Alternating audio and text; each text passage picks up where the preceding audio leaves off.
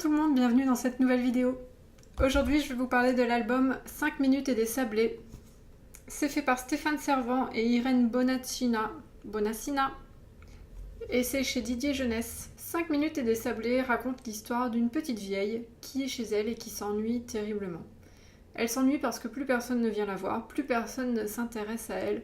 Elle s'ennuie à tel point qu'un jour elle décide d'attendre la mort et de ne plus rien faire d'autre que de l'attendre. À ce moment-là, la mort arrive, et la petite vieille, qui s'est tellement ennuyée parce qu'elle était toute seule chez elle et qu'elle ne savait pas quoi faire, propose à la mort de prendre un petit thé, parce que de toute façon, si la mort vient, on a bien le temps de prendre un thé avant de mourir. On n'est pas à 5 minutes de plus. La mort accepte. Puis, au fur et à mesure que les pages se tournent, elle va lui proposer aussi des sablés. La mort va finir par accepter parce qu'on n'est pas à 5 minutes de plus. Et puis là, il y a le chat des voisins qui va arriver. La petite vieille va dire à la mort: ah, mais ce chat, il est rigolo parce qu'il sait faire ça et ça. Alors ils disent: bon, on n'est pas à 5 minutes de plus, on peut regarder le chat faire ses pirouettes. Puis ensuite, on a la fille des voisins qui arrive. Et la petite vieille dit à la mort: ah, mais cette petite fille, elle est rigolote parce que ceci et cela. Et la mort et la petite vieille se disent: bon, on n'est pas à 5 minutes, on va passer un petit peu de temps avec la fille des voisins. Puis le voisin arrive, etc., etc., jusqu'à ce qu'il y ait énormément de gens dans la maison à faire la fête, à boire du thé et des sablés avec la mort, et la mort qui se dit de toute façon on n'est pas à 5 minutes près, on peut bien attendre encore un petit peu. En lisant le livre au début, je me suis dit oulala. À la fin, on a aussi les enfants et les petits-enfants de la petite vieille qui viennent, alors que ça faisait hyper longtemps qu'elle les avait pas vus. Et je me suis dit bon, c'est en train de tourner sur une veillée funèbre. En fait, on va découvrir que la petite vieille est déjà morte et que, voilà, ça sera un album sur la mort. Et là, j'ai eu une agréable surprise. Moi, j'aime bien, dans les albums, des fois, on se dit: ah bah tiens, je suis sûre qu'il va se passer ça. Et quand il se passe vraiment ce à quoi on s'attendait, on se dit: bon, c'est un bel album, mais petite déception. Et là, c'est pas le cas parce que je pensais vraiment qu'on allait assister à une veillée funèbre. En fait, pas du tout. Donc moi j'adore le genre d'album qui me surprend et avec des fins à laquelle je m'attends pas du tout.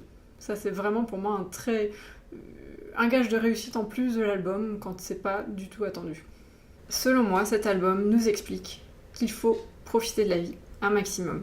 Là, on voit bien la petite vieille, sous prétexte que c'est une petite vieille et qu'il n'y a plus personne qui s'intéresse à elle, elle décide d'attendre la mort et de ne plus rien faire d'autre de sa vie.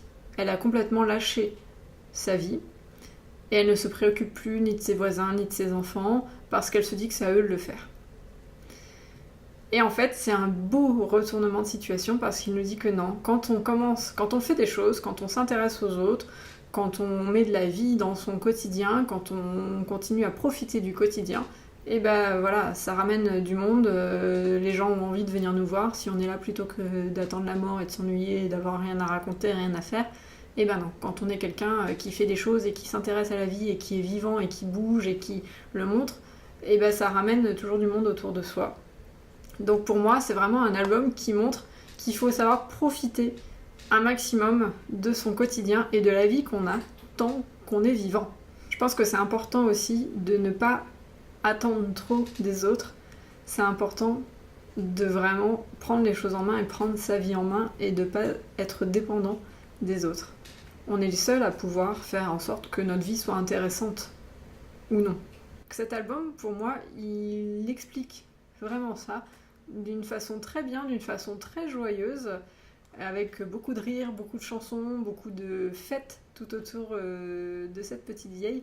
Je trouve que c'est vraiment très touchant. Que c'est une belle ode à la vie. Il nous dit qu'il faut vraiment profiter du temps qui passe et pas se laisser vivre. C'est un très bel album qui montrera aux enfants comme quoi la vie peut être vraiment palpitante si on y met un peu de rire, un peu de danse, de joie de vivre. N'hésitez pas à me laisser des commentaires juste en dessous, ça fait toujours plaisir. Et surtout, abonnez-vous à ma chaîne. Je vous dis à très bientôt pour une nouvelle vidéo. Salut! Et là, j'ai eu une agréablement... Pourquoi tu fais ça à chaque fois? C'est un très bel...